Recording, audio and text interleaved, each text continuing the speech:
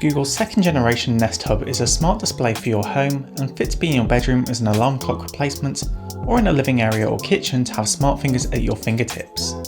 The Hub features a 7-inch touchscreen display, a surprisingly decent speaker and a few sensors that are used for various functions within the device's software. This review is on the Nest Hub second generation, but I'll be referring to it as Nest Hub or just Hub for the rest of this review. If you find this video helpful, make sure to like the video and subscribe to the channel as it really helps, and if you want to keep up to date with new videos as they come out, why not enable notifications for new videos and make sure you're following us on Twitter and Instagram.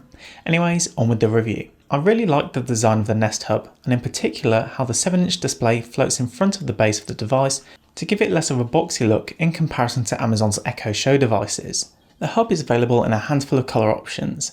I have the chalk colour, which gives the base a white fabric surround, but regardless of what colour choice you go for, the display will have white bezels. I don't mind the white bezels at all, in fact. I quite like them, as I think that the white blends in nicely to a home environment. The back of the display area is a white plastic and features some buttons for adjusting the volume of the speaker if you don't wish to use voice commands to do so, as well as a hardware mute switch for the microphone. I do find the design of this very interesting, as the first thing I thought of when I got the Nest Hub out of the box was how it felt like a tablet affixed to the front of a smart speaker. Also, what struck me was how compact the device actually is. From the marketing material I saw, I thought it may be a little larger, but it turns out to be just the right size to blend into a room without standing out or looking ghastly. The fabric surround around the base and speaker element of the Hub is a nice touch and makes the device feel more organic and fit for the home. I have really liked Google's use of fabric within their design of Nest products. The base is also where the barrel power connector plugs into the Hub. This is the only physical connection to the Hub, there's no aux port or Ethernet connectivity. The underside of the Hub has a rubber base which will help prevent it from slipping around when you're using the touchscreen, and there are also a couple of microphones above the display so your voice can be clearly heard. These microphones sit on either side of the device's Soli sensor, which can be used for motion gestures and sleep sensing so you can understand your sleep quality. The sleep sensing feature is currently free, although it may become a paid feature next year. It's worth noting that there isn't a camera on the Nest Hub. You'll have to purchase the larger and much pricier Nest Hub Max for that, but the camera on the Hub Max can also act as a Nest security camera. Overall, the design is very nice and I don't really have many complaints about it. It blends into my room nicely and looks good at the same time. The Nest Hub features a 7-inch touchscreen with a resolution of 1024 by 600. This isn't a super high resolution, but for a relatively small display that is running an OS designed for that specific form factor, it's not the end of the world. The display itself looks great and offers good brightness, saturation and contrast. The display features ambient light sensors which adjust the brightness and colour temperature of the display to match your environment. This helps greatly at night at making the display still be useful in a pitch black room at night, but also during the day as the daylight changes.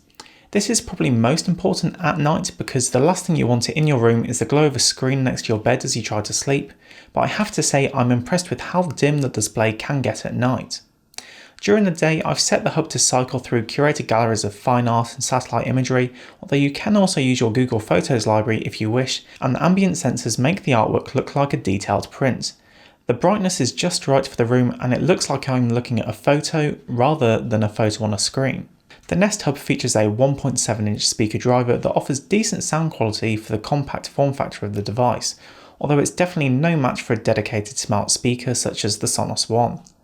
The speaker offers decent volume for a small room for listening to the radio or your music library via a supported streaming service, although Chromecast casting is also supported. I was able to listen to the speaker around 50 to 60% volume, which offered a good sound, although I'd personally listen at lower volumes as the room I have the device in is quite small. When I started to turn up the volume, I did notice some distortion when it was reaching the loudest supported levels, so if you're planning to crank the volume, looking at a dedicated smart speaker may be a better option. The Nest Hub runs a specific software designed for the device, so there's no traditional Android to be seen. The software revolves around Google Assistant and supports the typical voice commands functions that you can do on other devices such as the Nest Mini, but with the advantage of being able to have visual cues and stream video directly to the device. I found the voice commands to work very well and I experienced no problems with the Nest Hub being able to pick up my voice. The software also makes the Nest Hub a Chromecast destination, so you can cast video and audio sources from compatible apps. This is particularly nice if you want to watch YouTube or Netflix in a room without the need to put a TV in there, such as a kitchen. Navigating the Nest Hub software is straightforward, and the software is primarily navigated using swipe gestures to swipe between different tabs for media and smart home control, to name a few. In some cases, I would like to see more information density at times and more customization over the default You page, which is driven by the assistant to feature what it deems relevant, such as appropriate smart light controls and calendar events. Some other features I like are the sunrise clock function, which will use the display of the Nest Hub to light up your room in the morning to emulate sunlight. Additionally, I found the air gestures quite a novel feature for controlling my music playback, but I did end up turning this off as I was accidentally performing air gestures. If your room is larger, I wouldn't see this being much of a problem, but as my room was fairly small, I would usually be in front of the Nest Hub all the time, which could inadvertently perform some gestures. Overall, the software experience is pleasant for a smart display, and I think most people should be able to grasp the interface and get the hang of it fairly easily. I would personally like a bit more control and customization over some of the layout elements so I could truly make it mine, but overall it does a good job at making the functions that I need to perform easy to access. If you're looking for a compact and well-designed smart display to put into your home, the Nest Hub from Google is a great choice.